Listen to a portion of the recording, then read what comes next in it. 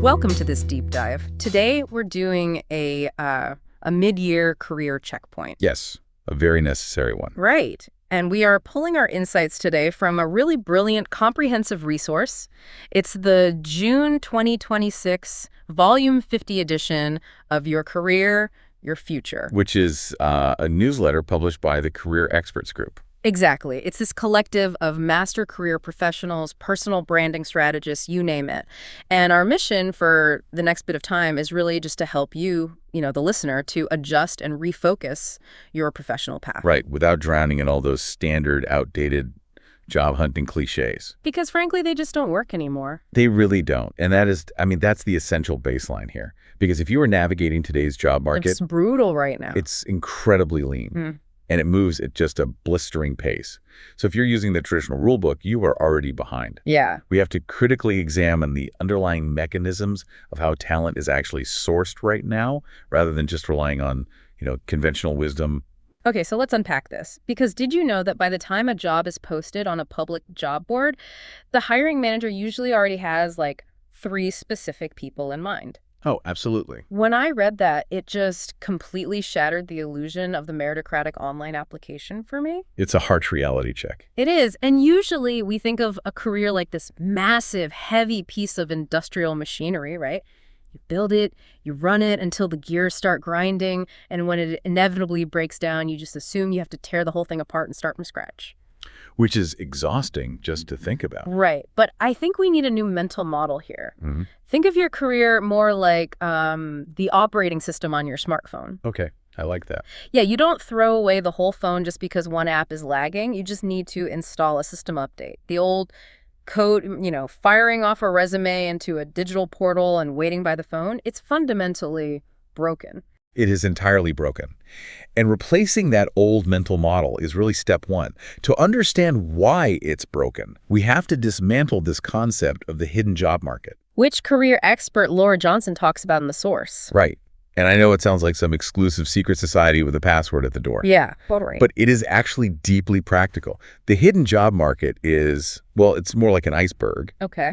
The publicly posted jobs you see on LinkedIn, or indeed those are just the visible melting tip. Yeah. The massive submerged reality of hiring is driven almost entirely by whisper networks, internal referrals, and above all, risk mitigation. Oh, risk mitigation. Let's talk about that mechanism because Yeah. I feel like that explains so much. It really does. Companies are operating with such thin margins and like zero redundancies right now that hiring a complete stranger strictly off a resume is just terrifying for a manager. Precisely. A bad hire is incredibly expensive, and not just in salary, but in lost momentum. So managers rely on trusted recommendations. By the time human resources forces a hiring manager to post a job link online for compliance reasons, they have already sourced a short list of candidates through their own industry conversations. Their own networks. Exactly. And recent workforce research completely confirms this. Referrals drastically improve hiring outcomes, especially for experienced professionals. Okay, so the obvious question is, for you listening, how do you get into that submerged part of the iceberg? Right. Johnson outlines 4 ways to access these hidden roles, and her very first point is to increase professional visibility. Now, I have a hypothesis about this, and I want you to tell me if I'm being too cynical here. Okay, let's hear it. To me, professional visibility just feels like a highly sanitized corporate term for shameless self-promotion. Wow. It sounds like the advice is essentially to just stand on your desk and shout about how brilliant you are until someone notices you. It's a very common trap to view it that way. Yeah. I completely get it. But let's look at the underlying motive. The source features this really profound shift in perspective from organizational behavior expert Herminia Ibarra. She argues that professional visibility is not self-promotion. It is the stewardship of your expertise. Wow. Stewardship of your expertise. Okay, that entirely changes the psychological framing. It does. Because if you possess valuable insights or solutions or efficiencies, and you hoard them out of a fear of appearing boastful, you are actually doing a disservice to your team. You're hurting the industry. Exactly. True visibility isn't about feeding your ego with a look at me post. Yeah. It's about saying, look at this specific problem, look at the friction it's causing, and here is a potential framework to solve it. Right. That makes the second point of accessing the hidden market much more intuitive. You have to build relationships before there is any urgency. Yes. Because the absolute worst time to network is when you desperately need a job. Oh, it's the worst. People can smell the desperation, and nobody wants to be treated like an ATM for professional favors. Exactly. You are building equity in those relationships when the stakes are low. And you do that by executing Johnson's third point, which is clarifying your professional positioning. Which means what, exactly? Well, when you interact with people, you need to articulate the specific environments you impact and the strategic value you bring, not just reciting your past job titles. Oh, like a resume rundown. Right. Avoid that. Yeah. And finally, you have to stay active while you are employed. Career momentum acts like a flywheel. Yeah. Keeping that wheel spinning with small, consistent interactions takes a fraction of the energy compared to trying to push it from a dead stop after you've been laid off. Okay, so visibility and active positioning are the new currencies of career advancement. But let's acknowledge a massive psychological hurdle here. Okay. What if you genuinely hate the spotlight? Like, for an introvert, the idea of constantly broadcasting your expertise and maintaining this perpetually spinning networking flywheel, it sounds utterly exhausting. Totally. Are they just locked out of this hidden market? Not at all. And this is where Jacqueline Peros completely flips the script on conventional advice. She fundamentally redefines what it means to be visible by separating volume from value. Volume from value. Yes. Extroverts might win on sheer volume of interactions, right. But introverts are uniquely wired to win on the depth and the value of their insights. You do not need to change your personality to succeed. You just need to leverage your natural processing style differently. Yeah, and she introduces this tactic called asynchronous visibility, which I found fascinating. It's brilliant. He's trying to map this to the real world, and it feels a lot like recording a director's cut commentary on a movie. Oh, I like that. You know, you aren't forcing yourself to perform live on screen, battling for attention in real time. Instead, you step back, let the scene play out, and then you provide this incredibly high-value, behind-the-scenes context on the work after the fact. That captures the spirit perfectly. But let's make it actionable. Yeah, how do we do it? What Peros suggests is sending an impact brief. So imagine you send a weekly or bi-weekly email to your key stakeholders. It is not a brag sheet. It is a highly distilled update that says, here are the outcomes we achieved this week, here's the operational friction we encountered, and here are the adjustments I am recommending. So it's pure value. Yes. The mechanism at play is repetition and reliability. You are systematically training your stakeholders to associate your name with strategic clarity without ever having to raise your voice or interrupt someone in a crowded meeting. And speaking of crowded meetings, Peros also talks about becoming a pattern spotter. Yes. Because introverts naturally process information deeply rather than quickly. I mean, I know so many people who walk out of brainstorming sessions feeling completely defeated because they just couldn't get a word in edgewise. That is the exact scenario where pattern spotting becomes your greatest asset. How so? Instead of fighting the extroverts for airtime during the chaos of the meeting, you observe, you take notes, then 24 or 48 hours later, you follow up. You send a message saying, I synthesized our discussion from yesterday. I noticed a recurring pattern in the client feedback we debated, and here is the strategic gap I think we missed. Which instantly transforms your positioning. Entirely. You go from being a passive attendee who didn't speak to the strategic thinker who actually solved the problem. Exactly. But let's be real about the networking side of this for a second. Peros suggests swapping broad, superficial networking for an intentional advisory circle of just 3 to 5 people. Yes. Even for an introvert, sending that initial cold outreach to form this circle is daunting. I mean, reaching out to a senior leader and asking for their time feels incredibly intrusive. Well, it feels intrusive because we often frame it wrong. How so? The friction comes from thinking you're asking someone to adopt you as a mentee and manage your entire career. Oh, right. Like a heavy commitment. Exactly. Yeah. But you aren't doing that. You are asking for a highly targeted perspective. You approach them and say, I am looking closely at how our new software integration is affecting supply chain logistics. Your leadership on the previous rollout was fascinating.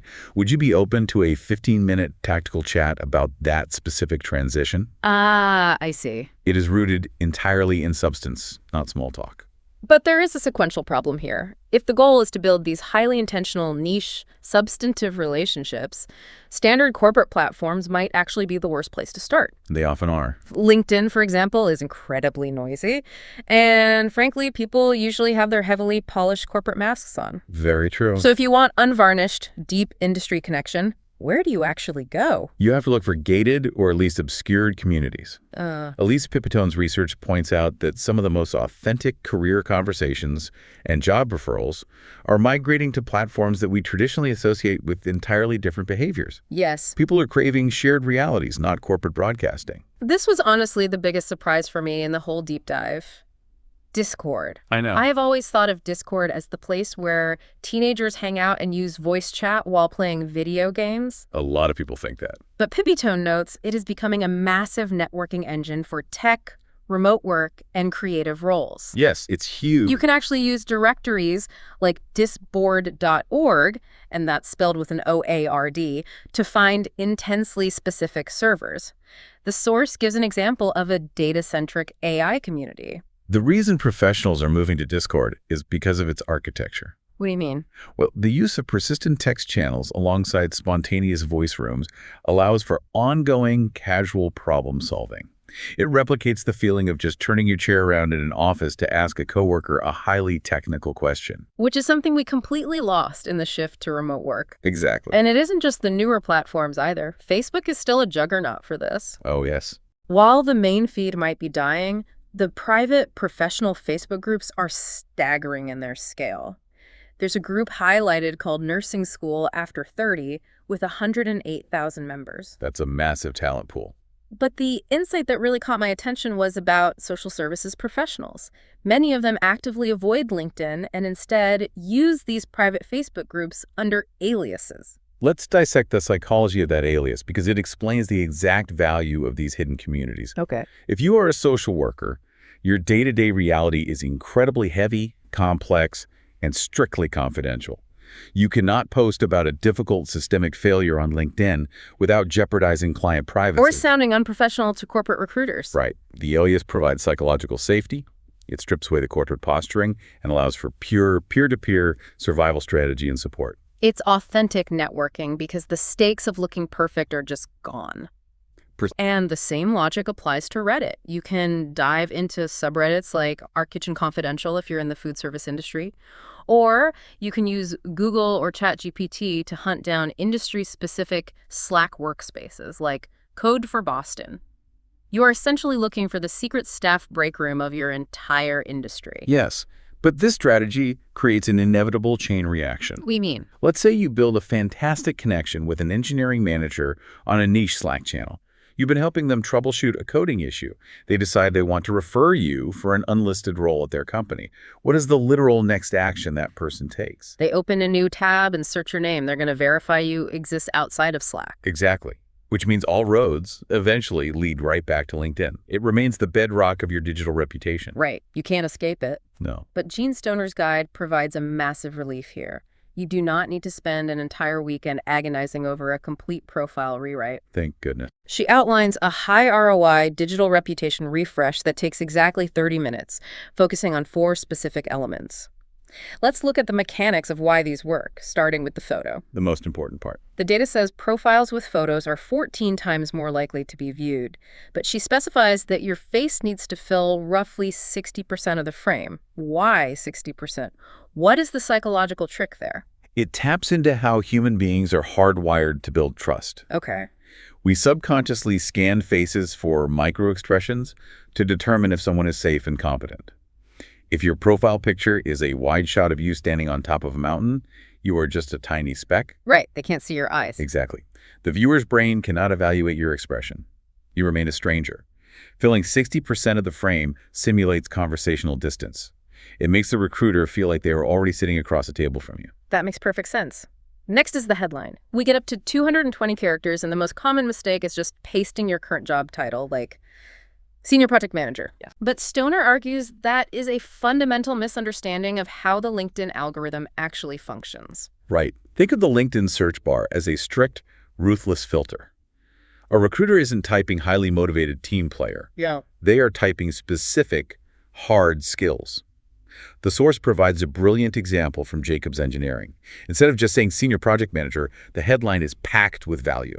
Capital programs, construction management and oversight, public sector infrastructure, delivering complex facilities on time and budget. Wow. So it's pure search engine optimization. You are feeding the algorithm the exact keywords it is looking for, so it flags you as a hyper-relevant match. Precisely. Which leads to the third area, the About section. Right. This is where you pivot from keywords to humanity. Right. Shouldn't read like a robotic summary. It needs short paragraphs and genuine storytelling. And then there's the fourth area, which is where the actual evaluation happens, the experience section. Yes, recruiters spend 60% to 80% of their time right here. That's huge. Stoner says you must include the specific business challenge you faced and 3 to 5 measurable achievements. So let me pose an analogy here. Go for it. If the job title is the grocery receipt of what you bought, the experience section needs to be the actual recipe of how you cooked the meal with those ingredients. I will actually challenge that analogy. Oh, really? Because a recipe just tells someone the steps to make a meal. The recruiter doesn't just want the recipe. They want the restaurant review. Oh, okay. They want to know how the meal tasted, how many people it fed, and if the restaurant generated a profit. Anyone can list the ingredients: budgeting, team leadership, cross-functional collaboration. The recruiter's looking for the concrete evidence of the value you created using those ingredients. That is a crucial distinction. It's the results, not just the steps. It really drives home that your profile is a reputation, not a resume. There is a quote from Peter T. McIntyre in the text. Confidence comes not from always being right, but from not fearing to be wrong. You have to boldly claim the strategic value you bring, rather than minimizing your impact out of a fear of seeming arrogant. You own the outcomes you drove. Yes. Now, if you are listening to this and feeling the friction, thinking about drafting weekly impact briefs, hunting down obscure Discord servers, and rewriting your LinkedIn to focus on restaurant review level results, there is a structural tool that can drastically accelerate this entire process. Yes, there is. And that brings us to Denise Bittler's piece on deploying artificial intelligence. The dialogue around AI in the job search has really matured. It is no longer a question of whether you use it, but how effectively you deploy it. Right. AI is a phenomenal research and organization tool, but it becomes an active liability the second you allow it to replace your human judgment. Bittler gives a great piece of advice here regarding writing tells. We all know exactly what ChatGPT sounds like when it writes a cover letter. Oh, it's so obvious. It's full of phrases like, in today's fast-paced digital landscape, it is completely hollow. So if we shouldn't use it to write for us, my thought is we treat it like a highly capable, ridiculously fast-working intern. You delegate the data gathering, but you still review all the work. Intern is a start, but I prefer to think of it as a sparring partner or a parsing engine. Okay, as so. You have to understand how it processes information. AI perfectly organizes massive data sets, but it has no lived experience, no ethical framework, and zero intuition. Right. One of the most powerful applications Bittler suggests is feeding a dense corporate job description into multiple AI tools and asking it to decode the unstated priorities. Oh, so you are using it to cut through the corporate jargon. Exactly. You prompt it. Yeah. Based on the specific language and requirements in this description, what is the most urgent, unstated problem this company is trying to solve over the next 6 months? That's smart. The AI will synthesize the data and hand you a thesis. But here's the critical part. You have to exercise the judgment to decide if that thesis makes sense in the real world. Right, because it might just be hallucinating. Exactly. And you have to use that thesis to build the relationship. The professional who wins in this market isn't the one using AI to lazily spam 500 applications. It is the one using AI to handle the heavy lifting of data parsing, which frees up their time to have deep, substantive human conversations. Okay, we have covered some serious ground in this mid-year checkpoint. Let's pull all these threads together. Let's do it. If you want to successfully install this career system update, you have to stop relying entirely on visible job boards. You need to access the submerged iceberg of the hidden job market by redefining your visibility. Yes. And even if you are deeply introverted, you can dominate this space through asynchronous impact briefs and strategic pattern spotting. Stop relying solely on the noisy main feed of LinkedIn to network. Go find the unvarnished conversations in hidden communities like Discord, private Facebook groups, or Slack. Which is where the real networking happens anyway. Exactly. But make sure you spend 30 minutes optimizing your LinkedIn profile, focusing on the 60% photo rule and keyword-rich headlines, because those new connections will inevitably look you up. They always do. And finally, use AI to decode the market's demands, but never let it steal your unique human voice. And keep the core philosophy of this checkpoint in mind. Mm-hmm. Momentum is your biggest asset. Yeah. It takes a fraction of the energy to maintain your network and visibility right now while you are employed compared to trying to rebuild it from scratch when you are in a panic. Make these small strategic adjustments today so you are positioned to capture opportunities before they are ever made public. Which perfectly closes the loop on our operating system analogy. You have the hardware, you have the skills, you just needed to update how you connect to the network. Exactly. So we want to leave you with one final provocative thought to mull over as you go about your day. What if your next massive career breakthrough isn't waiting at the end of a highly polished cover letter or a flawlessly formatted resume? Right. What if it is currently hiding in the casual, everyday conversations you are having right now about the intricate problems you genuinely love to solve? Are you treating your own natural curiosity as your most powerful networking tool? It is the most important question you can ask yourself moving forward. Thanks for joining us on this deep dive. Keep updating your system.